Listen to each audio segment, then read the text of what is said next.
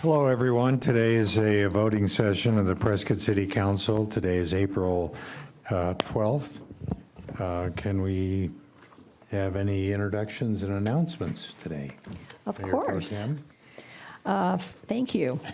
First of all, April is Water Conservation Awareness Month. The city, along with the Arizona Department of Water Resources and other partners, have put together the following activities for you to enjoy. Rainwater harvesting exhibit at the Prescott Public Library the entire month of April. Granite Creek cleanup hosted by Prescott Creeks on Saturday, April 23rd. Earth Day sponsored by Greater Prescott Outdoors, also on Saturday, April 23rd, downtown. Highland Center Spring Grow Native online plant sale today through May 5th. And Highland Center's Water Awareness Festival Saturday, April 30th, and the Yavapai Contractors Association Home and Garden Show, April 29th, 30, and May 1st. Also, watch for City of Prescott Facebook posts, 30 water conservation tips for each of the 30 days in April. For example, tip number 1, save water, shower with a friend. Since the City of Prescott is a water smart community and outdoor watering habits make a big difference, please remember that time of day watering guidelines or restrictions are in effect from April 15th through November 1st. So water your yard between 8 at night and 8 in the morning. This saves water and is the most efficient time to water your landscaping. Thank you for doing your part to live water smart. And finally, the City of Prescott, in collaboration with the Southwest Fair Housing Council, will offer a free Fair Housing 101 orientation and refresher training on Wednesday, April 27th from 9 a.m. to 12 p.m. In person at the City Hall or by Zoom. You will learn about federal, state, and local fair housing laws. This training is for everyone: tenants, landlords, home buyers, and real estate agents. Real estate professionals can earn continuing education credits too. So everyone, come learn about your housing rights. Fight housing discrimination. For more information on how to register, contact the marvelous Michelle Chavez with the City of Prescott Community Development Department at 928-777-1205. Thank you. Well, thank you, Mayor Pro Tem. Obviously, we have a very exciting month ahead of us. Mayor, So, I just, before we go any further, is it okay if we introduce the new fire chief? absolutely. Oh, yes. Holger, are you here? There he is. So it's a pleasure to introduce our new fire chief, Holger Dura. Thank you. Yeah, I'm excited to be here, so I'll keep it brief. Obviously, we got a packed agenda, but yeah, I've been here for about 3 to 4 weeks. I've gotten a chance to interface with a lot of the department directors and the department, a lot of station visits, a lot of meet and greets, and it's been just fantastic. It's affirming what you probably already know. We have a gem of fire department, and I'm looking forward to collaborating with you and working under the direction of City Manager Lamar to move us forward. So, thank you. Welcome. It seems like you've been here even longer with all the activity that you've been involved in since you arrived. We look forward to your leadership. Thank you. I appreciate it. And Mayor, one more indulgence. Maybe we want to introduce Ashley Couch, our new Public Works Director, while he's here too. Mm-hmm. You weren't expecting that. Sorry about that. That's okay. I'm used to being thrown in the hot seat.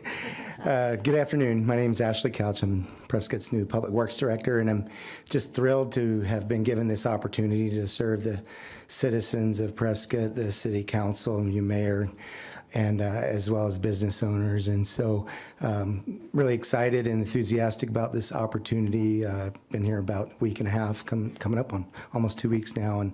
And it just seems like a really great organization. Staff have been really friendly and helpful, very organized to help me get up to speed quickly. And I look forward to trying to deliver city services as efficiently as possible, providing exceptional customer service and also delivering broadly supported public projects in a timely and cost-effective manner. And look forward to working with you and getting to know you better. And also I want to make sure that I'm helpful in taking the vision that you create for Prescott and converting it into reality. So anyway, thank you very much. Thank you very much, Ashley. Well, welcome aboard. And Chief Dura, now you're a veteran because you got a week on him. All right, we'll move on to an invocation by Pastor Matt Kottman of the Solid Rock Christian Fellowship, followed by the Pledge of Allegiance from Mayor Pro Tem Kathy Rusing. Let's pray.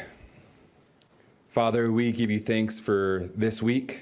As we think about this week, Easter week, your Son came and gave his life and rose again, that we can enjoy your goodness. And Father, we think about your goodness today. We thank you for the goodness of leadership, the goodness of government, the goodness of laws, and the goodness of peace. And Father, we would ask that you would lead this council in their decisions in a way that cause flourishing in our community, in a way that brings protection of that which needs protection, of those who need protection. Father, we would ask that you would be glorified in the lives of the citizens of the city of Prescott. We submit this meeting to your hands, and we ask for your guidance. In Jesus' name we pray. Amen. Amen. Please join me in the pledge. I pledge allegiance to the flag of the United States of America and to the republic for which it stands, one nation under God, indivisible, with liberty and justice for all.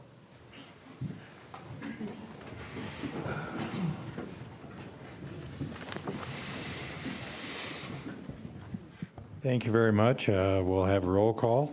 Mayor Good, Present. Mayor Pro Tem Rusing, Here. Councilwoman Hall, Present. Councilman Montoya, Here. Councilman Moore, Here. and Councilman Tenney, Here. and the record will reflect that Councilman Sischka is excused from the meeting.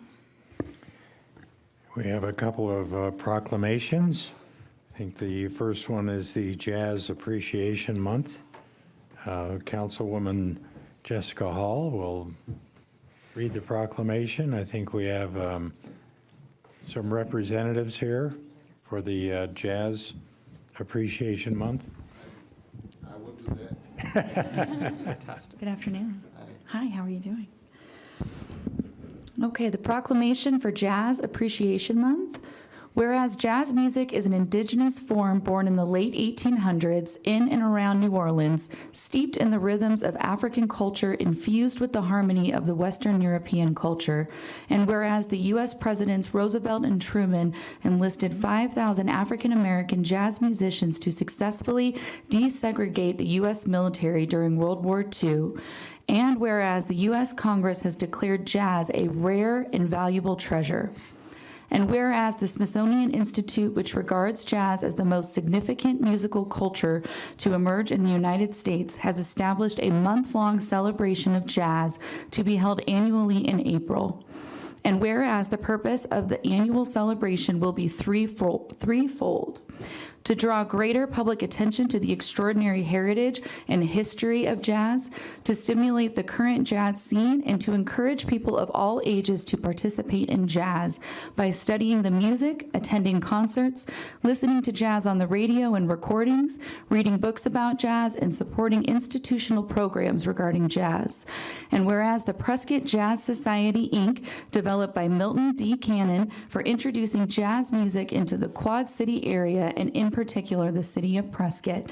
And whereas April was chosen as the celebration month so that schools can participate, and because it is the birth month of a number of jazz innovators and leaders and leading figures, Duke Ellington, Billie Holiday, Lionel Hampton, Tito Puente, Ella Fitzgerald, Herbie Hancock, and Jerry Mulligan. Now, therefore, Mayor Phil Good, Mayor of the City of Prescott, do hereby proclaim April 22nd as Jazz Appreciation Month, and urge all citizens to recognize and honor the contributions jazz has made to the lives of all Americans. Thank you very much. Do you want to say something? Thank you. Thank you very much. I appreciate the honor. I'd like to also encourage you to stay tuned for some of the other events because we'll be celebrating the 5,000 musicians that desegregated the Navy throughout the year. That'll be a major program for the Jazz Society, in addition to the Juneteenth that we do every year. So we'd like you to do your shower and then attend with a friend. Thank you, sir. Thank you very much.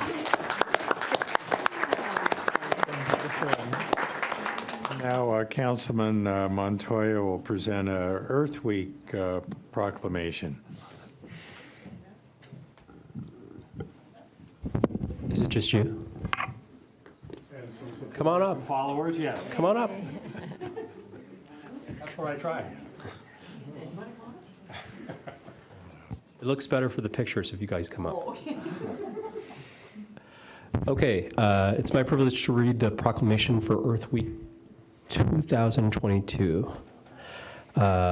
Whereas the annual celebration of Earth Day and Earth Week in 2022 will be observed around the world, focusing on invest in our planet as this year's theme, and whereas our planet continues to face environmental challenges that require us to recognize our role in the care, protection, and restoration of the Earth, and whereas Earth Week is an annual reminder of the constant need for environmental education, stewardship, community engagement, and achievement through sustainable community action, and whereas residents are encouraged to use Earth Day/week to celebrate the Earth through participating in many educational offerings during the week, interacting directly with the land through community enhancement, exploring and observing the beauty of Prescott, sharing a photo of your current surroundings of the Earth on a social media platform, or text it to a friend or family member to stay connected.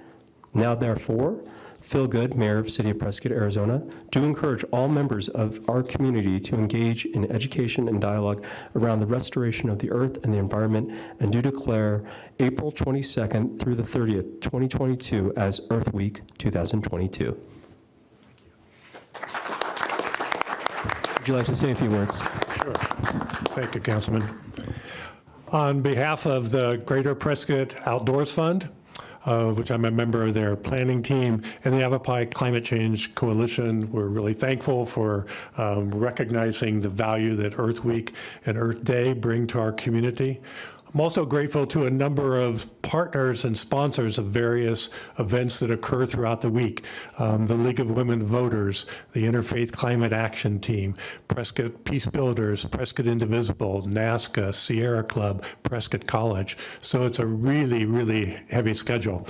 We're also very grateful to you all for the continuing commitment that you exhibit with respect to our concern and your concern, our mutual concern for the care and protection of the Earth. So thank you very much. Thank you very much. I'm going to take a picture right there. Photo op.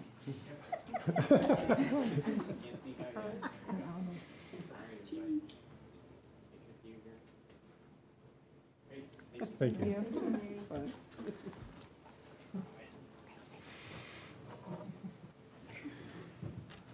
Very good. We'll move to the open call to the public.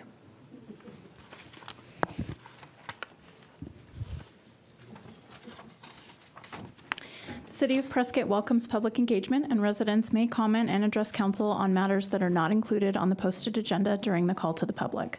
Please complete a green speaker card and submit it to the city clerk prior to the meeting being convened. Speakers are limited to 4 minutes, and the call to the public will be limited to 40 minutes in total. I have not received any comment cards. Is there anyone that wished to address council on something that's not on the posted agenda? Okay, can move on, Mayor. Anything as far as anybody online? No. Nope. All right, very good. We must be doing something right here. We'll move on to the consent agenda. Does anyone have any issues or items they want to pull from the consent agenda? Mayor, I would ask that we pull item 8B. 8B. Mayor, I just have maybe one slight correction on the minutes. Okay. A. Any other items to be pulled? All right, I suppose we can go to the corrections on the minutes first. On page 15, policy 22, the last line says committee. I think it meant to say committed. I can make that. If it's a non-substantive change like that in the future, just let me know and I Okay. can make a revision and before we get them finalized. Okay, sorry, thank No, you. that's okay. All right, I'll entertain a motion for all the items other than item B. Mayor, I move that we approve the consent agenda, items A, C, D, E, F, and G. Second. How about H? Sorry? How about H? Oh, there's an H as well? There is not on the updated agenda, it's just through G. On the previous agenda, there was an H, but we got rid of B and slid everything up. Am I correct, So City the Clerk? motion would be approval of consent agenda items 8A through 8G excluding item B, correct? Yes. All right, oh, that's right, yeah, because we eliminated one of those. Very good, so I have a motion and a second. Please vote. Passes 6-0. All right, so item 8B, Councilman Montoya. Thank you, Mayor. I just had a few questions. I've talked with Matt a little bit about this. I guess my first question, and I think there's a representative for PDP here. Hi, you want to come down? You can talk. So I appreciate the time that we were able to meet and talk, and I know that you guys have made a lot of inroads with the challenges that you've faced with the previous executive director that have been well documented and don't need to be gone over again. But I guess my question is there a way, or would it be possible that your organization might be able to provide us like your current financials, or agree to provide your financials on an ongoing basis, just so we have a little bit more oversight and insight into what's going on with your organization, just so we have a little bit of peace of mind going forward before we approve this contract? Absolutely. Yep, we can provide City Council any information you guys need. Do you know exactly what financials you're looking for? I know you're a money guy. I am. I guess just a simple balance sheet statement, would Balance sheet. probably be balance sheet, and maybe kind of like your profit and loss statement. I mean, I know that you're a nonprofit, but I also know that even nonprofits can produce P&Ls. Oh, yeah, certainly. Okay. We've got that. And just like I said, more or less, there's two concerns I have. One is that, I'm a big supporter of Prescott Downtown Partnership, and I want to continue to have the city be a good partner for that. But I also want to make sure that our engagement isn't your sole piece of kind of what's pushing you forward, and I doubt that it is, and that's fine. But just again, it's kind of peace of mind in light of what's happened. Just a kind of a overview, if you could do that or not, Absolutely. Yeah, absolutely. And we've also had John Heine in the past, and we now have Ann Stewart coming to all of our meetings. We review all of our financials and our projections and budgets and everything at those meetings. And I know Clark. Sure. Yeah, and Clark you is sit on the I'm board sorry. too now. Them as well, yes. Yeah. Yes. And I guess I just, again, call me cautious, but I just, in light of what has happened, and frankly, I think, and frankly, I think it's probably a good best practice from, being a financial person to just kind of have financials when you're, when I went to the bank and asked them to give me money to buy a building, they wanted to see a lot more than just financials. So, so I think it's just, it's a good faith measure to kind of make it so that we feel comfortable to make sure that, I'm sure you guys are on the right path, but I think of a phrase that I like, which is trust but verify. Absolutely. And that's really kind of where we're functioning at, as well as doing the whole reconciliation, cross-checking and everything as well. So we've really tightened up our financial situation. And just as a quick overview, we are in the black. We've been running in the black. We've been doing really well. And specifically— Congratulations. Thank you. It took a lot, but we're a wily bunch, so we're figuring it out. And along the lines of the summer concert series, we are fully booked out. We have all of our bands lined up. We're about to start our marketing program on Monday. And we also have Milk Cannon coming in and performing twice during the summer concert series. So we're really excited about that. Yeah. Looking forward to that. And also with the flower baskets, because we know we do take a $1,000 contribution with that as well. And we've just partnered with Bonnie Plants up in Chino Valley, really great partnership with them. And they're sending baby pictures to us. So we've got some gorgeous flower baskets coming up as well. So, yeah. Well, I appreciate your willingness to do that. Absolutely. And I guess just follow up with me and let me know exactly what you want and when, and I can absolutely get that to you and everybody. So. Sounds good. Okay. All right. Very good, then I'll entertain a motion on item 8B. Mayor, I'll move that we approve item 8B. Second. Have a motion and a second. Please vote. Passes 6-0. All right. Thank you so much. Thanks. All right, we'll move on to regular agenda item A, legislative update. Good afternoon, Mayor and Council. I'm Tyler Goodman with the City Manager's Office, here to hopefully provide another riveting legislative update for you.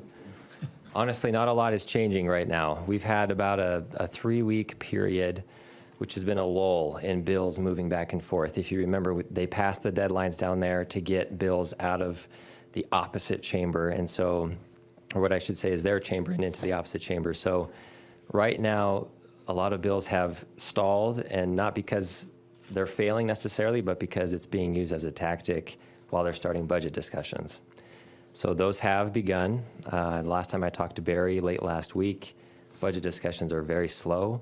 They haven't started quite on time and in the amount that is typical, so they're expecting it to take a while longer yet. Part of that, jumping down, is the Arizona Water Authority. This has not seen any movement at all. They believe that there is so much stakeholder feedback that's necessary, it actually might come back during a special session in the summer or fall. That's not confirmed, but just because of the pace of things, that's the expectation at this point. Same with the Arizona state income tax. Of course, this has to do a lot with budget talks, with numbers, and very slowly progressing, if at all. It also might be addressed during a special session, so we'll keep an eye on that one. And then as far as the other bills, I'll just touch on them very briefly. These are all the same that we've seen in the past. Some have dropped off the list. Some are still here, but again, they're not moving a whole lot. The ambulance service bill has passed the House. It passed its Senate committee and is waiting to be heard from the body of the Senate. The ASRS employer contribution passed the Senate and passed its House committee, waiting to be heard in the House. The drop bill, 1268, there was another drop bill that I talked about a few weeks ago. That one was used as a strike everything amendment bill, so it's no longer on the table as a drop bill. The one that does remain, 1268, it looks like that is probably going to be discussed in budget discussions as well. So it's not going to follow its normal path of a bill going through. So we'll see what comes out from those discussions. Concurrent Resolution 2031, this is the employee benefits, and there was a concern of it being a statewide preemption that would include cities. I've heard, haven't seen though, an amendment that may be offered to clearly exempt cities, since apparently that's not the goal of the bill. But that has passed out of the House and out of its Senate committee. 1581 is the housing rights, the homelessness wing. Again, this passed out of the Senate, passed out of its House committee, and out of House appropriations. It was dual assigned to those and is waiting to be heard in the House. Municipal zoning, by right housing, passed out of the House, passed out of the Senate committee, waiting to be heard. The vacation rental bill, same scenario, passed out of the Senate, passed out of the House committee, waiting to be heard. Guns in public buildings, passed out of the House, passed out of its Senate committee, and waiting to be heard. And this one, the residential rental tax bill, this came up really last minute, 3 or 4 weeks ago. I think it was about 3 weeks ago. It would eliminate our ability to levy the residential rental tax, which is approximately $2.4 million a year for us. So that would have a huge impact on our services in the general fund. what I'm hearing is it doesn't have the broad enough support to pass. So it may be used in budget discussions. But again, even if it is, that can kind of be a double-edged sword because it can hurt it potentially more than it could help it. But again, we're all over this one. Barry's all over it, the league, and there is, what we're hearing, not enough support for it to make it through, which is good news. So with that, I'm happy to answer any other questions you have. Well, it certainly seems like there's going to be a very challenging budget negotiation here with all these bills being held for bargaining chips. I think it'll be a long, involved session this year. It could very well be. I've heard June is not unlikely for this session, which is not typical or the hope. Nobody wants to go that long in the session. Also, I think the legislators learned from last year. They passed a lot of bills early, and the governor used those to leverage some other votes for some other things. So instead of doing that, they're now holding them until they can get some negotiating power.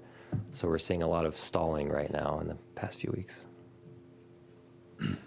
Well, government moving at its efficient best. That's right. Councilwoman Hall? Yes, thank you. The residential rental tax, I know obviously the city of Prescott, it's the city of Prescott, excuse me, I'm tongue-tied today.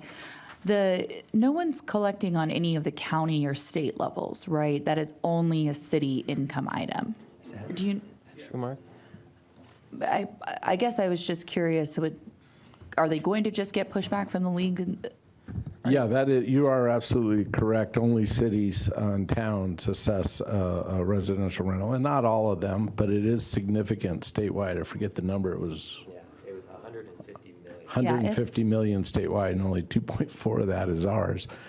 So it is a lot of the bigger cities as well. So have you been following this a little bit too? I guess I'm surprised yeah. it's even still alive. I mean, you think it's because it's not affecting the state budget that it's still even on the docket? Yeah, I think Okay. the state legislature, it doesn't impact what they're able to spend. So, it's an interesting thing, and I'm sure Barry could give you more information on it. It's an interesting group that's pushing it through, and reason doesn't seem to play into any of their decisions. Yeah, it's an odd one. Thank you.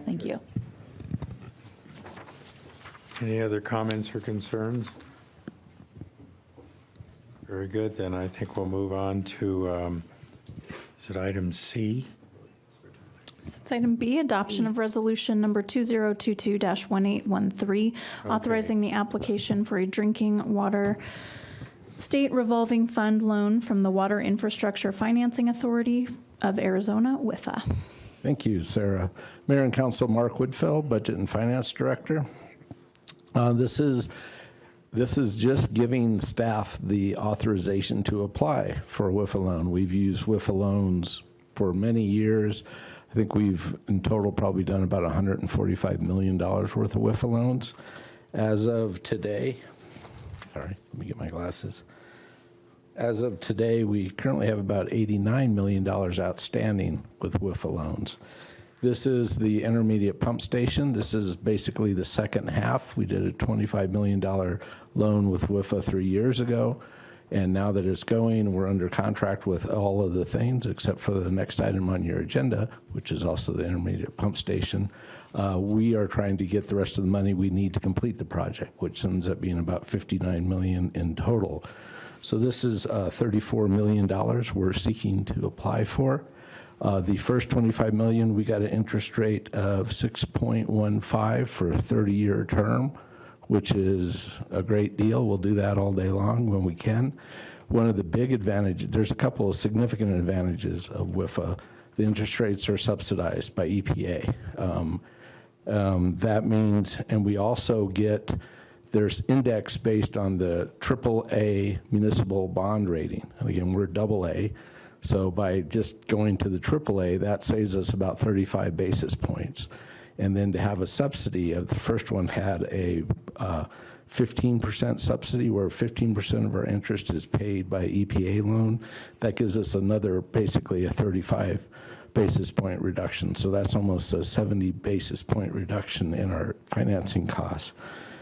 Granted, our timing was perfect on the other one with where municipal rates were. Timing on this one will not be so fortunate, I'm sorry to say. Today, the municipal AAA bond rating is about 2.55% for a 30-year. Say that again. 2.55% for a 30-year AAA municipal bond rating.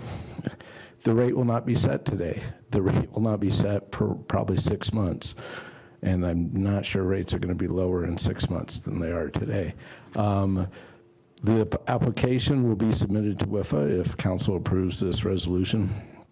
From there, it goes to their board at their June board meeting. They meet every other month, so that's the next meeting they have. If they approve the bond, the documents will be completed and a lot of staff time will be spent getting to the final bonds, and then we will have a closing date for those bonds. And then we will know the terms, and that we'll know the terms in general. I'll bring back forward another resolution for council to actually authorize entering into the loan with WIFA. And at that point, you'll have a better idea of what the rate will be. And then we'll close a week after that or whatever, and then I'll let council know exactly where the rate ended up. So that's basically the process. If it meets at the June meeting, we're probably not going to be able to close this thing until August, July or August. These things take a lot of time, a lot of paperwork. The $34 million, a couple of questions Councilman Montoya sent, is the 34 enough? It hopefully will be enough. We're in contract for most of these things already with fixed price contracts, so we hope it should be enough to get us there. The project was part of our rate study, which was done a few years ago as part of the IIP. It was split 50% for rates and 50% for impact fees, along with all the other projects that were part of that process. So it will be collected that way.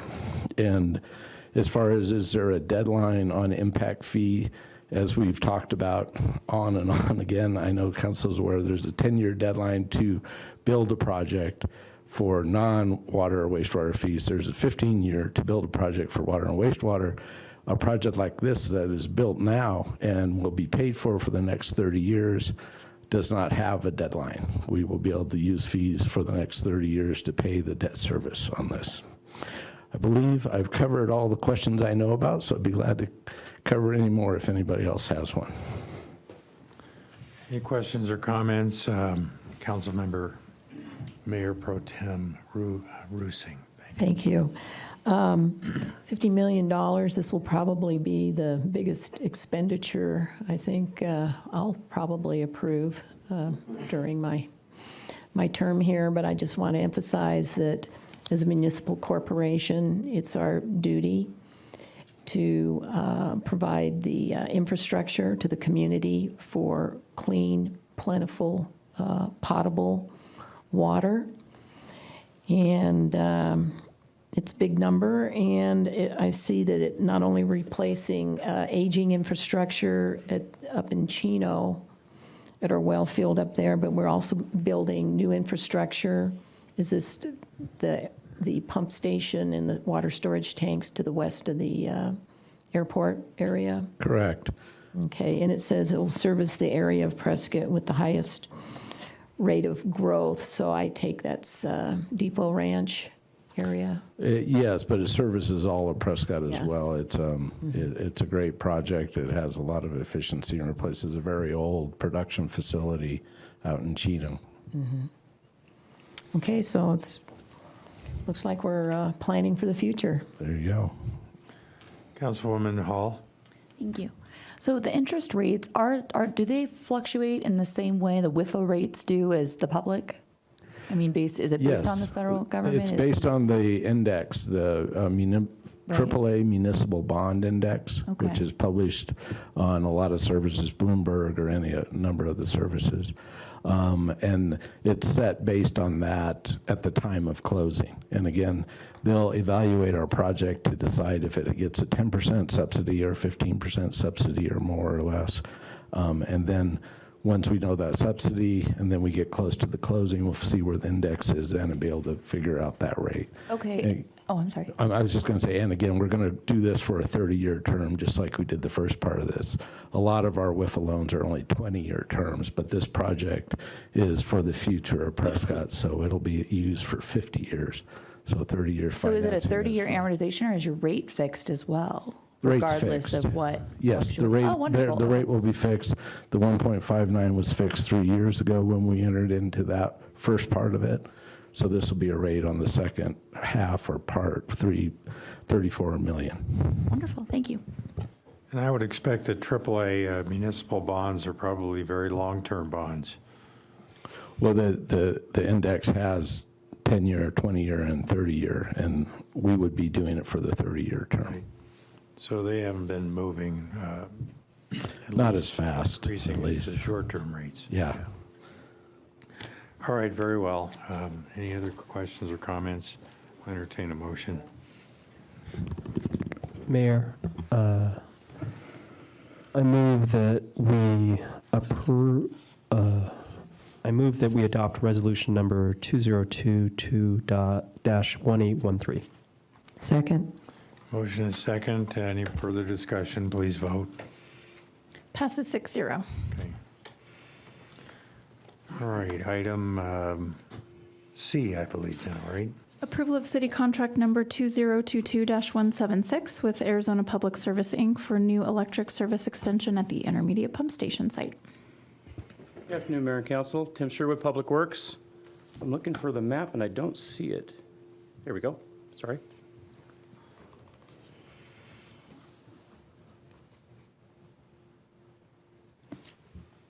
I'll get it up there, guys.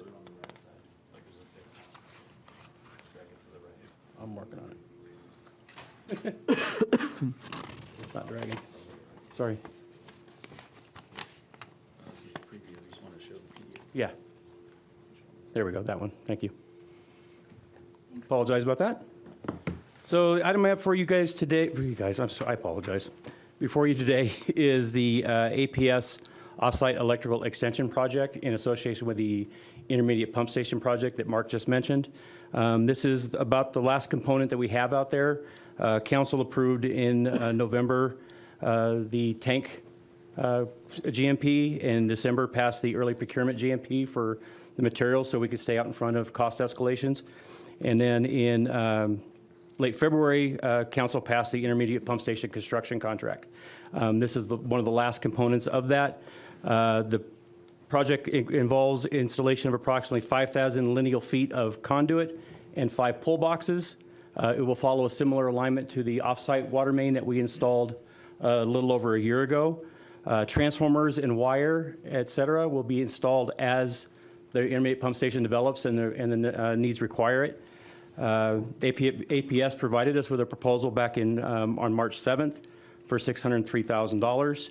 The NTP will be sometime in May, and the contract or the duration will run approximately 60 days.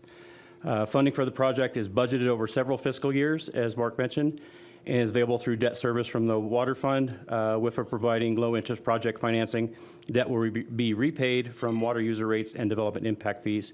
And WIFA projects also require that we pay Davis-Bacon wages to the contractors on site. And with that, I would answer any questions. Mayor Pro Tem. Thank you.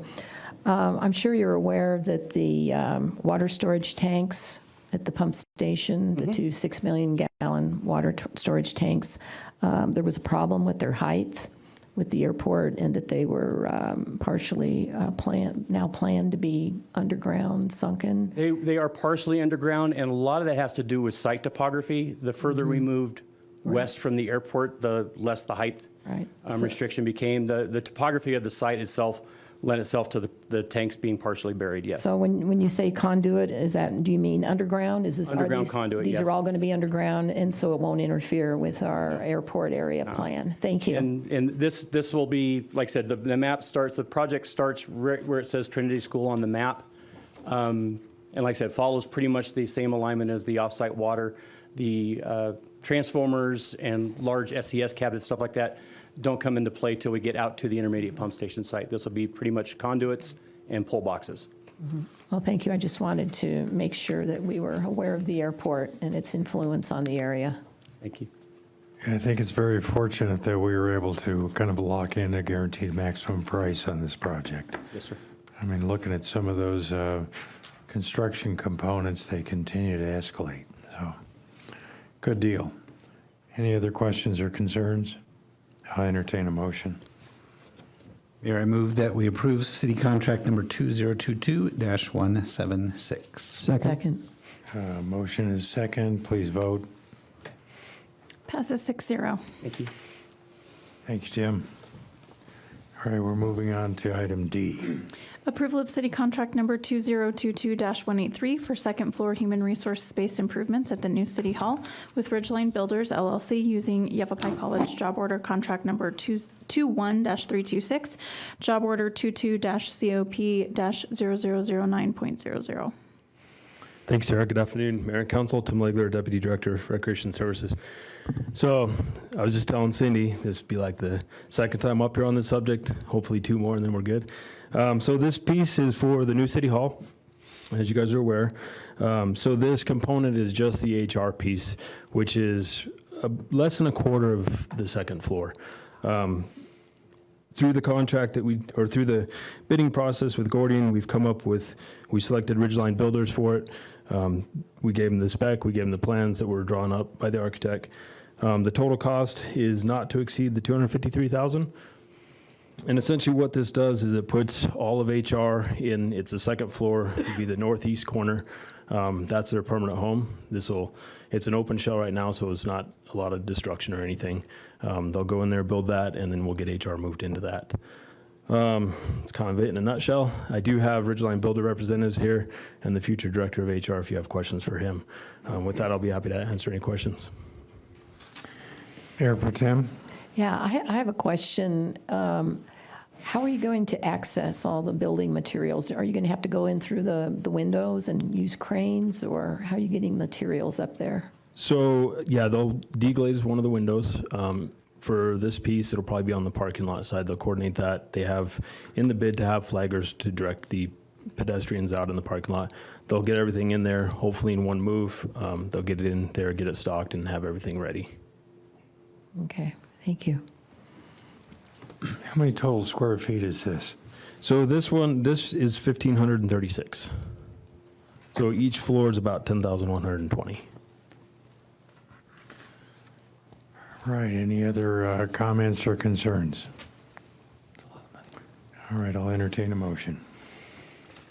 Mayor, I move that we approve city contract number 2022-183. Second. A motion is second, please vote.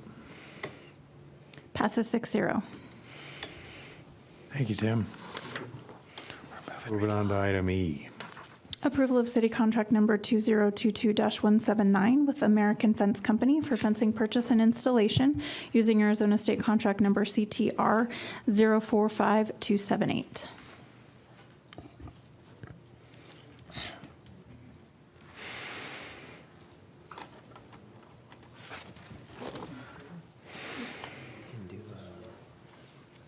You can scroll up and down. Thank you. Good afternoon, Mayor and Council.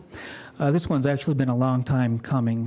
In the mid-1990s, the city of Prescott acquired what's now known as the Peavine Trail and started construction on it. In the early 2000s, our friends in Prescott Valley acquired the right-of-way, secured the right-of-way for the Iron King Trail that connects to Prescott Valley. And at the time in the 1990s, the idea was that we would continue across Highway 89, following the old railroad grade, but as time progressed and the airport expanded, that became something that wasn't realistic. Fortunately, through the development agreement with Arizona Eco Development, we were granted a 40-foot wide easement, approximately 6 miles long, that will connect us eventually to Chino Valley. So this item before you today is really to honor part of that development agreement, which is to fence both sides of that 40-foot easement for their future development. In the meantime, for the cattle grazing operation, some of the fence is existing, so in some sides we do double both sides, and other sides we already have one side done. But as you can see here where I've got my little hand, that was originally where the old railroad grade went, and the idea was to continue across the airport. Again, with the airport expansion and some unwillingness of some of the property owners that had acquired the Peavine Trail on the old railroad bed, we weren't able to do that. So fortunately, again, through the development agreement, we were able to secure the 40-foot easement, which is this green line that you see. This first part up to this dot here, we'll have to do fence on both sides. Then as we go a little bit further, we just have the one side to do. And then as we approach, this is the airport, part of the, I don't know exactly what it's called, but the part of the airport landing zone or fall zone, whatever you want to call it. We'll double side up into there. And then we run up to state trust land, which is the blue right here. And that is where we'll end the fencing for right now. We are working with the state land department on either acquiring easements or doing what's called a special land use permit to go that extra mile across that. And then we connect to our neighbors in Chino Valley. We are working, and I've been communicating with Chino Valley quite a bit recently about where they pick up the fencing and take it to their property in their incorporated areas, and they're willing to do that. They've budgeted for that in this fiscal year's budget. So again, at the end of the day, we'll complete a goal that was set out in the 1990s to connect to our neighbors in Chino Valley. Altogether, it's about 25 miles of the Peavine Trail. The Peavine Trail as it exists today is a nationally recognized national recreation trail by the National Park Service, so that's quite an honor. And we expect that we'll continue with that and apply for the national trail recognition with the rest of this trail when it's complete. Currently, Chris Hosking and the Over the Hill Gang have been out there, and we have actually constructed the trail about up to this dot right here. Right in here is about where we're at right now. So we're working on that pretty regularly. We expect we'll be to the end of that, and with your approval of this contract, we will move quickly to get the fence installed and get this open to the public. So with that, if you have any questions, I'd be happy to answer those. Mayor Pro Tem. Thank you. How many crossings are planned with this fence? Like vehicle crossings? Yes. There's none. Okay. So no gates or anything? There will be gates for the transport of cattle. There's a couple gates that'll enter in there. There's a tank up in this area, just up above the state trust land, that'll have some gates to allow the cattle to go from the east pasture to the west pasture. Again, I wanted to point out too, and I'm glad you reminded me of this. This fencing is wildlife-friendly fencing. It has smooth wire on the bottom, a minimum of 16 inches off of the ground, so that the antelope and the smaller mammals can go under it, and the deer and the elk, and we do have elk out here, will go over the top of that. So thank you for reminding me of that. Yeah, I believe it was 42 inches high. That's correct. Councilman Moore. Just a quick, thank you, Mayor. Joe, just a quick question on access. Is the only place to get on that trail, if you're not already on the Peavine further south, is it at south of 89A, that trailhead there?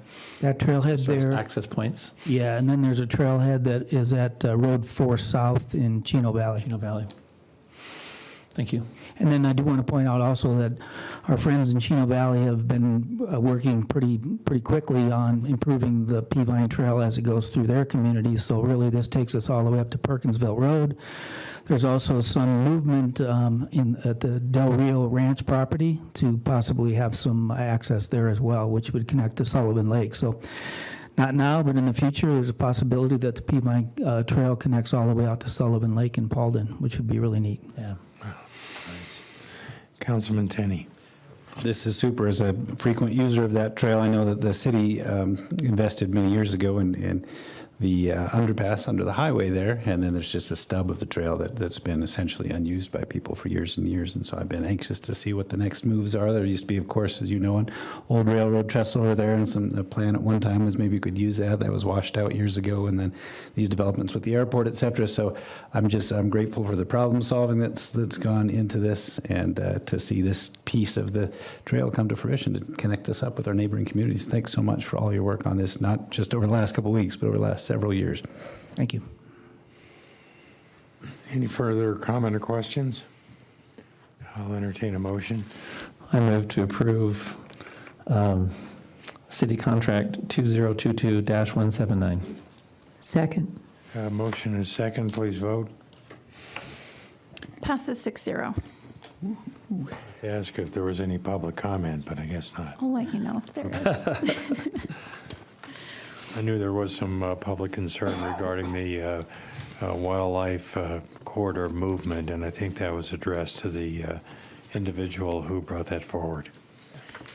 Okay, we'll move to item F.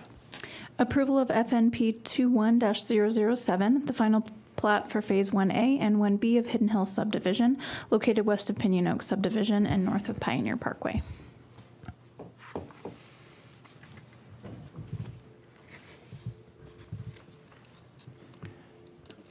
Thank you, Mayor, Council. You just drag this up to where we can see it, and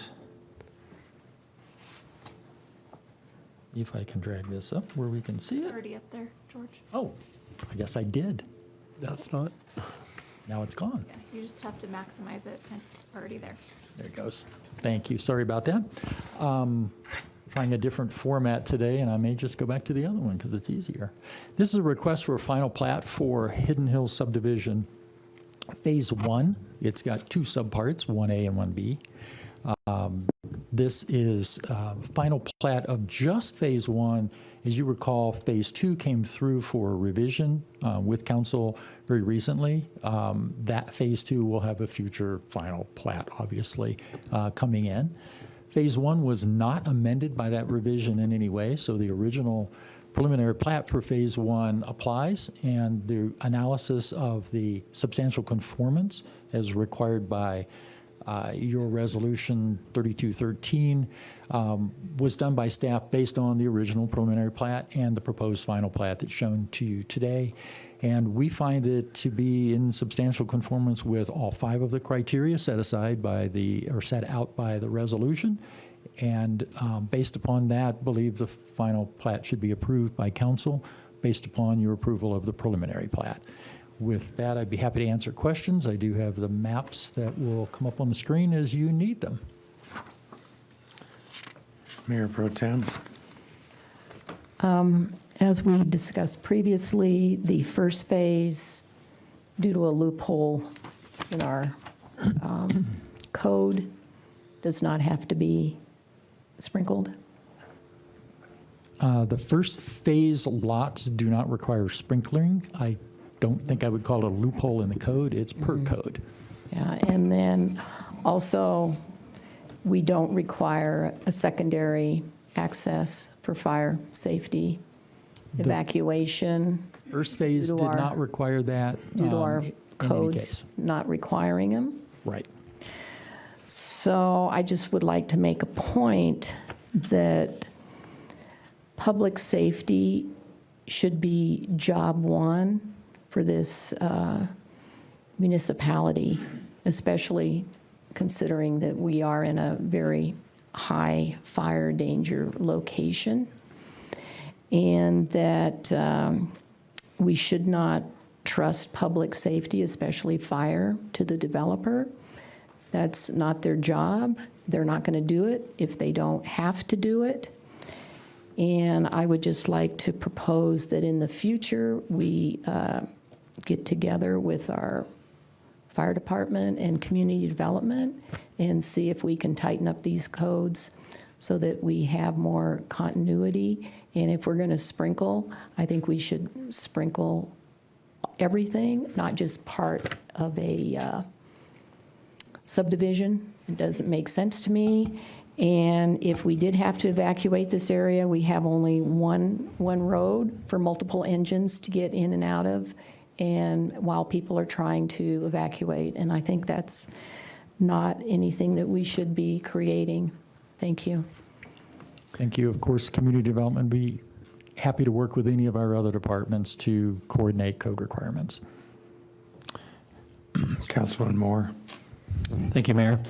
I appreciate Mayor Pro Tem's concerns about safety, but I do want to point out, because it didn't come out in our meeting 2 weeks ago when we were looking at the preliminary plat for Phase 2 and 3, the splitting of Phase 2 into 2 and 3, If you look at that map, immediately to the right of Hidden Hills is Pinion Oaks, which also only has one entrance and does not require sprinkling. So we are being consistent with what we've done in the past, and we're not making an exception for this developer over a previous development that's been in place maybe for 15 to 20 years. We didn't require a second entrance, and we didn't require sprinkling, and I think it's a much greater distance if you see those homes on the right-hand side of the map yes, right there, to get out of Pinion Oaks than it is for the homes in Hidden Hills to get out. So I just want to make that observation. And thank you. You point out this has been a long-standing problem where we just daisy chain one subdivision on top of another with just one access point. And I think we've been very lucky, but who knows when our luck runs out, and we need to be prepared. Councilman Tenney. So I would echo what Mayor Pro Tem Roosing is saying in terms of public safety being paramount. I would point out with a dose of humility that I'm not an expert on that. However, we do have some folks who are employed by the city who are experts on that. And just to clarify what I think I heard last time, they've reviewed this plan and have, based on their expert opinion, approved it in terms of national, state, and local fire code, yes? That's correct. We do have several fire department personnel, the white shirt version of fire department personnel here who may want to speak to this, but typically the process involves the fire department at preliminary plat doing the review, looking not for sprinklers, but at whether or not access is acceptable. Sure. The sprinkler system comes into discussion only after they've made the determination of whether additional access is necessary, emergency egress is necessary, and then they move forward with a requirement for some to be sprinklered. I will point out that Phase 1 comments to the developer include all of the criteria and a recommendation, but not a requirement for sprinkler systems for those homes. Sure. Okay. Well, good. But once again, I'm not an expert on that. I fully agree with the need for public safety, but that's not a decision I make. That's something we leave to our experts. So do you have a minute to kind of comment on that for us? Sure, I'll kick it off and then ask Deputy Chief Knapp. So Hoogers River Fire Chief, first of all, thank you for the support for community safety. Obviously, that is definitely something we share with you. As you're well aware, we have to balance a multitude of stakeholders in this process, as well as go with the codes that were in place at the time of the approvals, as well as all the other requirements that go into that. Now, there are technical complexities to that we have to balance, and I would think that Deputy Chief Knapp could maybe explain those a little bit more in detail about this particular project. Sure. Thanks, Chief. Yep. Mayor, members of the council, Tom Knapp, Deputy Chief. This property came to discussion a few months back when it was getting ready to go to council.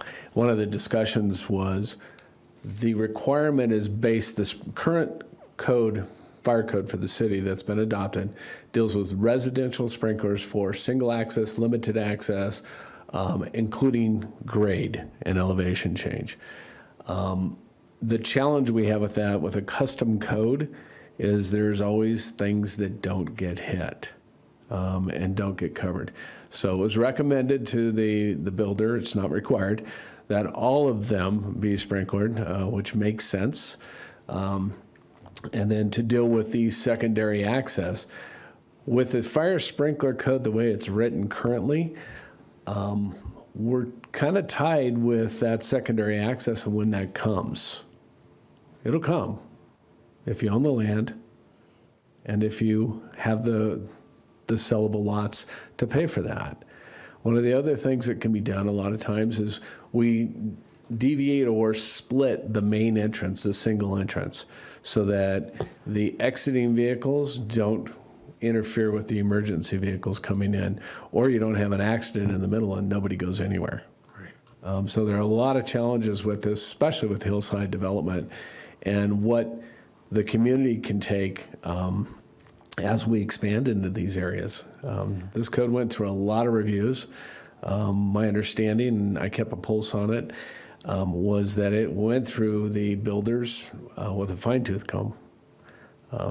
The challenge is this is not an ideal situation, but it is what the code says it shall be, and it's built or designed exactly that way. And just one final point in relation to this, because the emergency egress conversation has happened. None of Phase 1 is affected by that. That will come before you again with final plat for Phase 2 and 3. 2 and 3, right. And I want to apologize. I may be getting off agenda here, even bringing up the ingress egress issues, because that's not something we're being asked to vote on today, is it? Correct. Thank you. Councilman Moore. Yeah, I think I want to piggyback onto Councilman Tenney's comments, and that the builder isn't doing anything wrong. He's building everything according to the city's code. So it's not that the builder's getting away with something. If there's a problem, it's not because of the builder, it's because of the city codes. And if that needs to be addressed, then that needs to be addressed separately. Obviously, from what we're voting on today, that's a different issue that's down the road. But certainly the builder's doing what he's being required to do by our own codes. Right. And that's where maybe we need to look at those codes and update them, because I need to remind everyone that the last fire station that we built was in, 1993? 3, yes. And we're about 3 fire stations short. And that's another problem that was allowed to continue along with these outdated codes. And so I would like to enlist the aid of the city departments, the city manager, to work on these problems for public safety, because we do have a fiduciary duty to the public for public safety. Thank you. All right, so we are voting on this to approve a final plat that is in substantial conformance with the preliminary plat. So this council has already approved the preliminary plat here. So it's simply a matter of making that final vote for this final plat to be approved. So I'll entertain a motion. I recommend that we approval of FNP 21-007. Second. Have a motion and second, please vote. Passes 5-1. All right, we are moving on to item G. Approval of dedication of right-of-way for a new street to be called Palmer Lane, connecting Gateway Boulevard at Prescott Gateway Mall to Morning Glow Way in the Ranch. Thank you, Mayor and Council. This is a little bit different than you normally get from planning. This is dedication of a right-of-way. Normally, road rights-of-way are dedicated as part of a subdivision plat. As you just did a final plat for Hidden Hills, you dedicated the roadways as part of it. This one's sort of a standalone action to connect two existing public streets together through a piece of property. Let me call up the map here for you.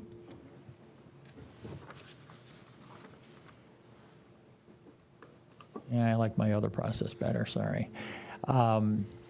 This is the Ranch subdivision. This is the roadway, Gateway Boulevard, that's almost circumnavigates the mall. This road connection goes through unsubdivided property, so it's not part of a subdivision. There are 2 parcels existing now, one on the west, one on the east, and this roadway will be created out of property, basically along the property line between those 2 parcels, to create a residential street section that will connect to the residential street section in the ranch, providing a bypass through and access to both of the adjacent parcels for future development of those parcels.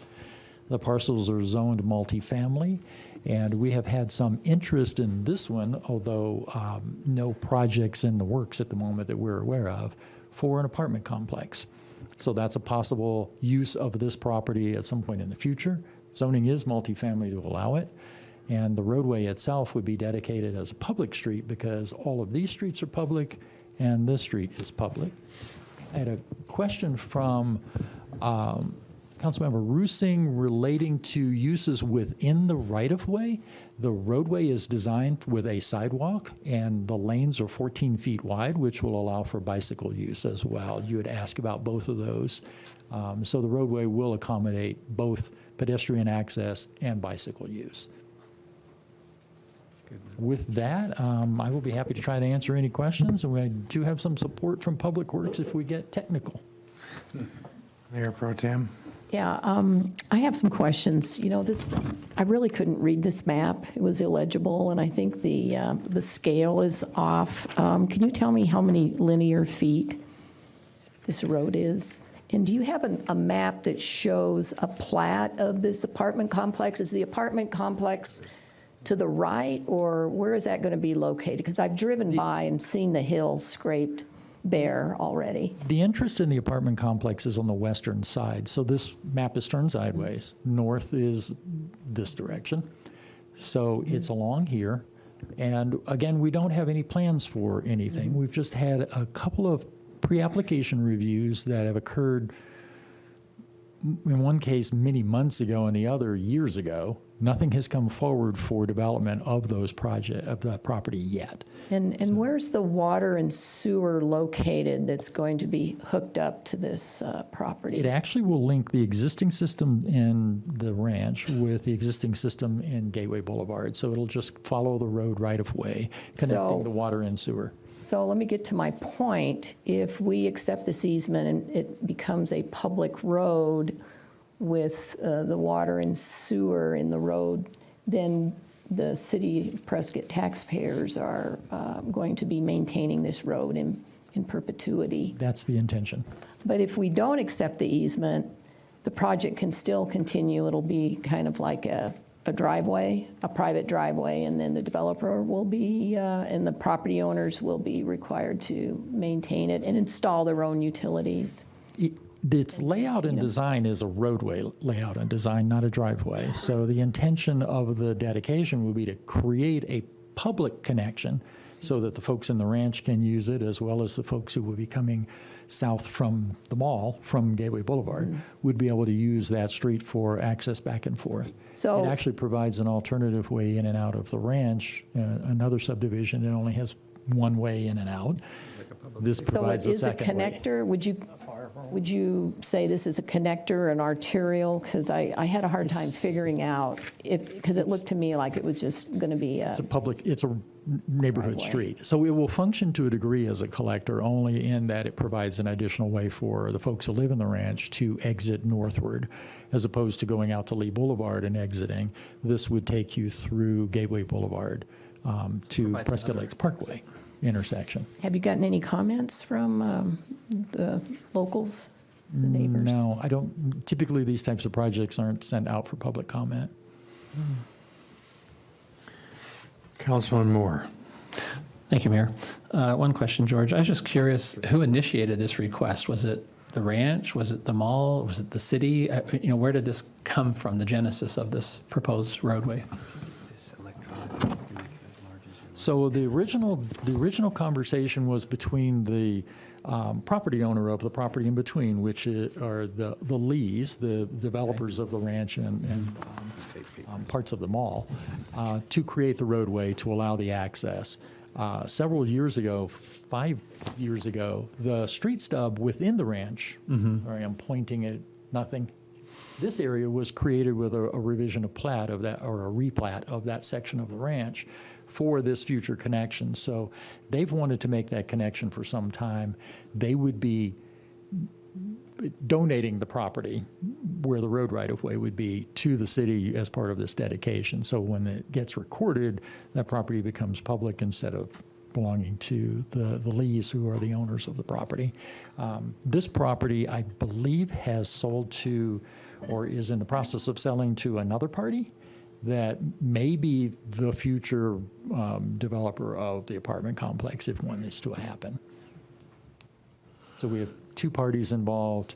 Do you know how many units might be in that apartment complex, judging from the size of the property? From the last PAC, the only piece of the property that would have been developed is right in the middle here, and there were about 60 units, if I recall, but it's been some time ago, so don't hold me to the 60. Is it going to be just high-density housing, single-family, or do you know if it's going to be a traditional? What they showed us were apartment buildings. Apartment buildings. There were two-story apartment buildings. Two-story? Two-story.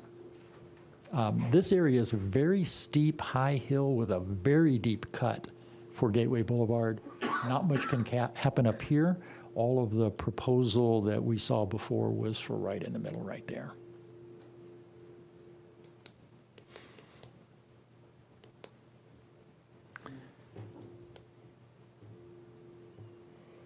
Well, I'm disturbed that there wasn't any public comment put out about this because it seems to me the neighbors off of Morning Glory might want to have a say if their dead-end street's now a connector to an apartment complex. This dead ends, oh, the piece that was created prior? Well, Not a, Morning Glory, yeah, That that piece? area Yeah. that goes into a residential area.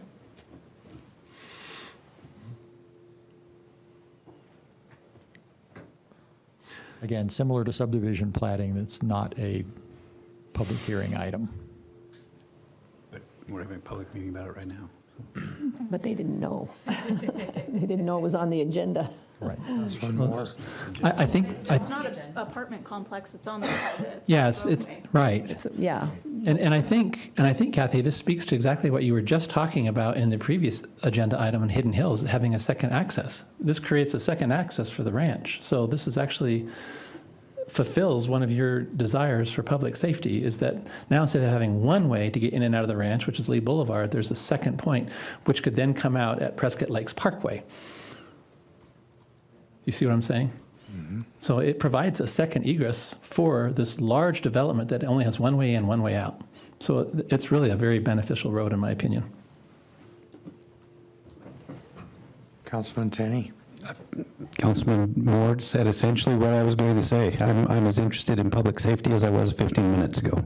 And this provides us a secondary access, ingress and egress, and for public safety, which we all, I think, are on the same page with. This meets that standard and helps out potentially significantly. It's a hilly area again, lots of brush, et cetera, backs up to the National Forest. There's every reason to have an additional exit from that neighborhood. I think this meets that. I thought I had a better map showing that limited access out, but this is very hard to read. This is Lee Boulevard. That's the only way out of the ranch.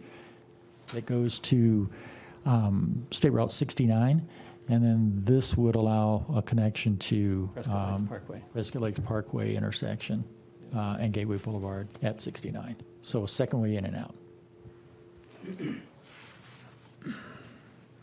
All right, any other comments or concerns? Do we have any public comment? All right, I will entertain a motion. Mayor, I recommend that we move to approve the dedication of right-of-way for Palmer Lane. Second. Got a motion and a second, please vote. Passes 6-0. All right, we'll move on to item, is that H? H. Adoption of resolution number 2022-1814 to officially name the Sam Hill Alley.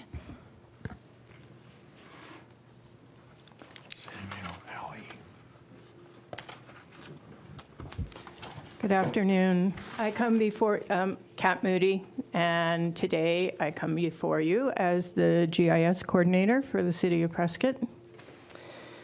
This item came about because we had a request for a new address, and the addressing office, the official addressing office for the city, is housed under the GIS department here.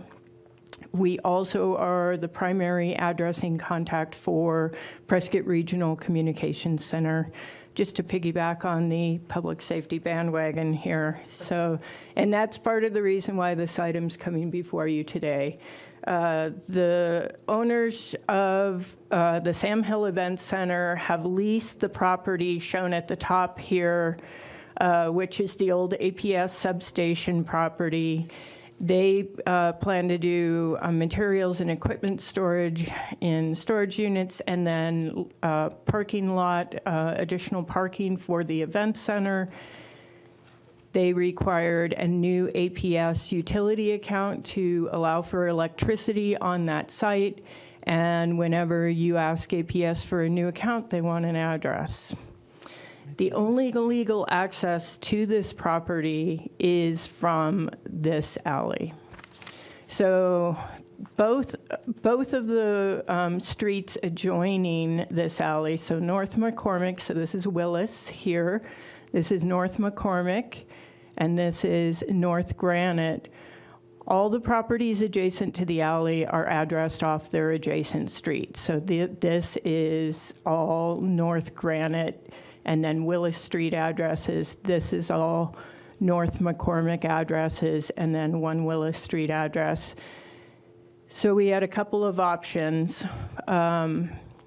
We couldn't legally address this property off of Granite, even though you can technically drive, through the low water crossing, around the Sam Hill warehouse and access it. That's not legal access, so we don't address properties off of non-legal access. So we needed to address it off either Willis, or the reason I'm before you today is to propose that we actually formalize the name of this alley, which has been in existence. It's been referred to as the Sam Hill Alley for years. Prescott College actually had a sign up when they were the owners of the building and running classes out of Sam Hill Warehouse. That sign has since been taken down. And in order to provide a legal address for this property and also help with wayfinding, because we do have substantial new development and also interest in getting to this location, wayfinding signage would be very useful here, not just for the event center, but also potentially for redevelopment of some of these properties, like the city property on North McCormick, as it may redevelop. And even though these properties are currently addressed off of North McCormick, I know there's an art gallery in the rear of one of these buildings. If they wanted to switch their address to be off of Sam Hill Alley, they could do that for those rear structures. So the driving reasoning behind wanting to formalize this is that it has been a name that's been in use previously, and the site is so far removed from Willis, it was going to be difficult to address it off of Willis and have it make any sense. So the name has been vetted through the street name approval process, which means it goes through the city addressing office, it goes to the county addressing office, and it goes to the dispatch center. The name has been approved, and then I coordinated with the transportation engineering folks, and they are fine with formally naming it and signing it just to help with wayfinding. And with that, I'll be happy to answer any questions. Councilman Moore. Thank you, Mayor. Kat, I just had a question. We've been talking about the possible redevelopment of that area around Founding Fathers and the property that's on McCormick. And there's the possibility that somebody might someday want to maybe connect properties on both sides of the river. Does that jeopardize the use of the alley? That the alley could never be blocked by a development? I mean, that would remain open in the future by future development or redevelopment of that area? It is a public right-of-way right now, and it is the official, also I have the trail shown on this map in light green, and it is the Greenways Trail Corridor as well for this area, because there's not room adjacent to the creek or access under the bridge right there to have the trail continue on the trail corridor. So it does go up onto the right-of-way there. I think it is the only legal access to this parcel, so you would have a serious issue with blocking the alley completely without some kind of ingress-egress easement set up, if that was to be the case. Yeah, I guess that's my concern, is if some future property owner who owned property south of the Sam Hill Alley structure that we want to give an address to, if they wanted to do something south of that, would they have the legal right to do that? Or if they wanted to block the alley? Yeah, like if they wanted Not right now. It would require a substantial process. It's been an alley since the original town site plat. Okay. And it's been open for public utilities, easement, ingress, egress. And you would be, if you were to eliminate it, you'd be landlocking this piece. Yeah, that was my concern. I just Yeah. want to make sure that some future redevelopment project of the Granite Creek corridor wouldn't have the ability to block that because that would isolate that property at the end. Right, exactly. They would not be able to do that. Very good. Any other comments or concerns? I think it's, I love the name, very historic. It's in keeping with the neighborhood. Yeah, where the heck is that Sam Hill Alley? We're in the Sam Hill. All right, I'll entertain a motion here. Mayor, I move to adopt resolution number 2022-1814. Second. Motion is second, please vote. Passes 7-0.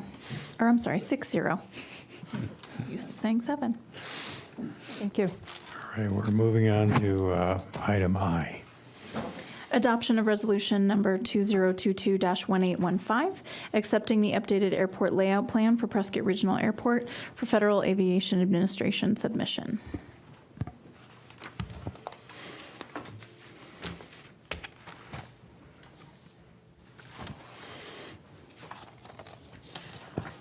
Exact same place it was during the study session.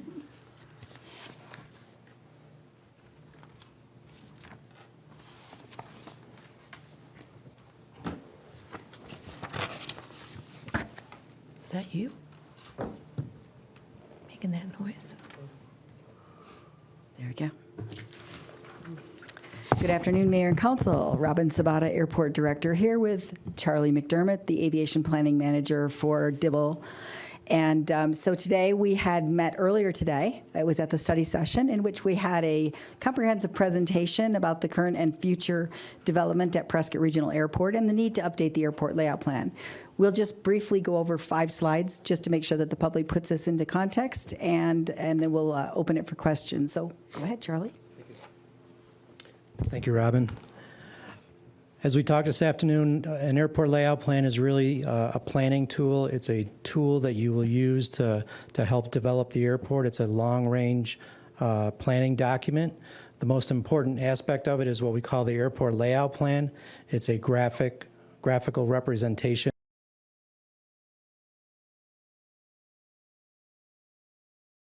It's also comprised of several sheets.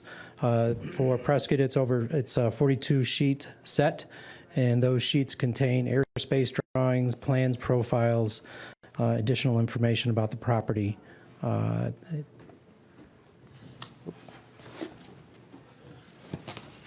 do I go forward? Oh, there it is. So your existing airport layout plan was approved in 2019. It was a result of an airport master plan process, and the graphic that you see here shows all of the proposed development that was contained on that airport layout plan, which we are in the process of which we are proposing to update.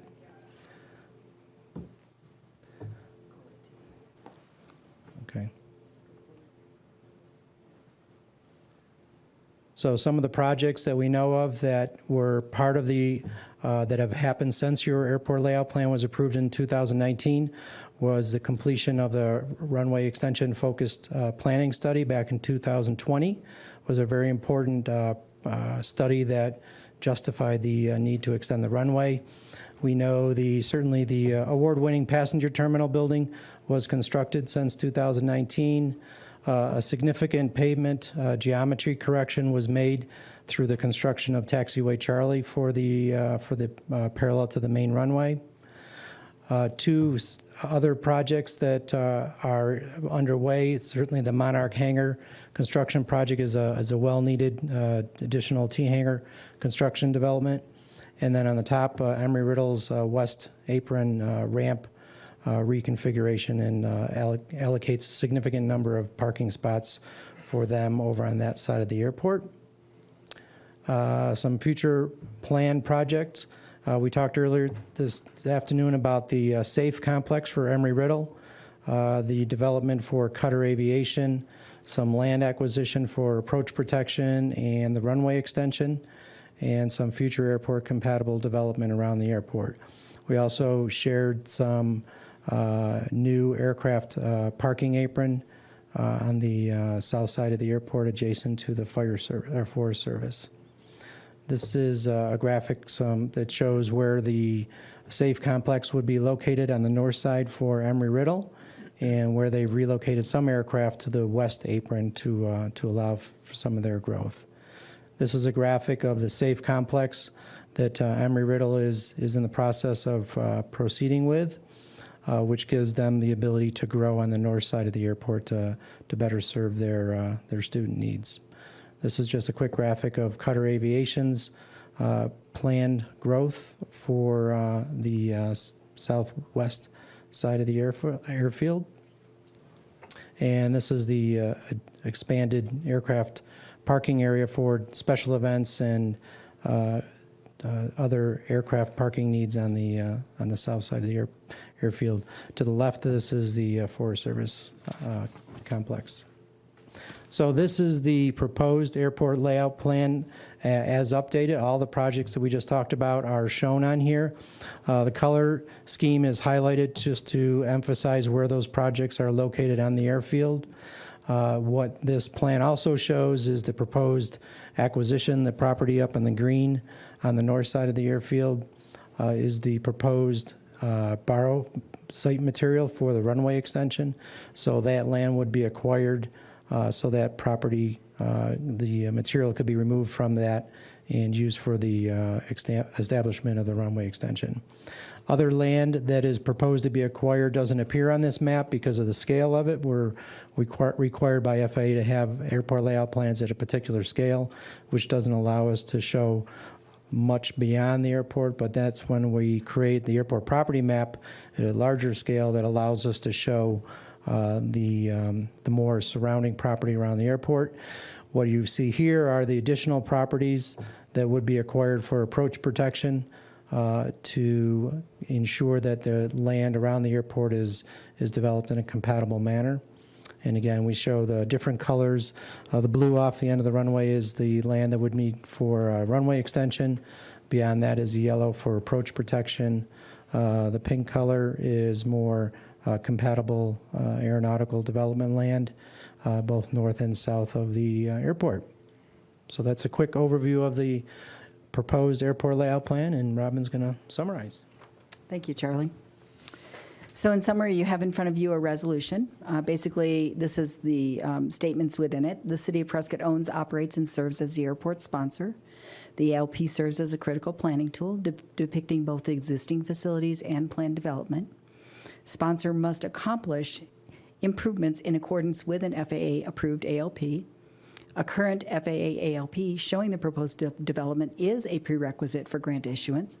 In essence, if it is not on the ALP, it is not eligible for grant reimbursement. The sponsor is obligated by FAA grant assurances to keep the ALP up to date.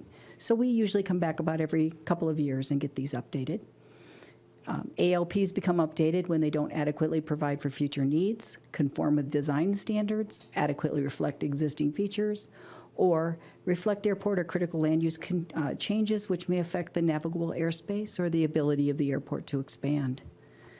It is notable that the appearance of any development on the ALP does not constitute an airport sponsor obligation or an FAA obligation or even a landholder obligation to undertake the future development on the ALP. And that's it. Thank you, Dr. Sabata. Do we have any comments or concerns? Councilman Tenney? No concerns, just a quick question. You may have mentioned this already with all the great information you've shared with us today. The extension of the runway, ballpark for us a time frame for that. Well, because it's a multi-year construction project, it may take up to 5 years to complete all the phases of that, including the relocation of the instrument landing system. Okay. There's an environmental process, a design process, land acquisition, the actual construction in multiple years. And of course, that's if everything goes smoothly. Sure. Give me a best case scenario for a start date for that, roughly. Oh, I'd like to see it starting in 3 years. Okay, terrific. Thank you. And that's for the main runway? That would be for the commercial service runway extension to approximately 10,000 feet. Pro Tem? While we're on the topic, I'd just like to have you make a few comments about the control tower situation. Okay. Well, the air traffic control tower actually is planned and funded under a different division of the FAA than airports. So there's an airports division, and then there's an ATO, or air traffic organization.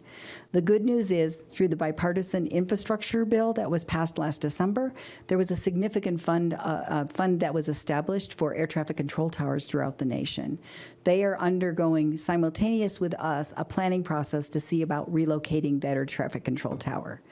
Those are pretty pricey. They can cost between $20 and, say, $27 million, as was the case with Phoenix Mesa Gateway Airport. Things have been delayed in the past because of the lack of funding on the ATO side, so it's good to see that things are progressing, and Prescott is being evaluated for that relocation literally as we speak. Oh, thank you. All right, any further concerns or comments? Do we have any public comment on this? I'll entertain a motion.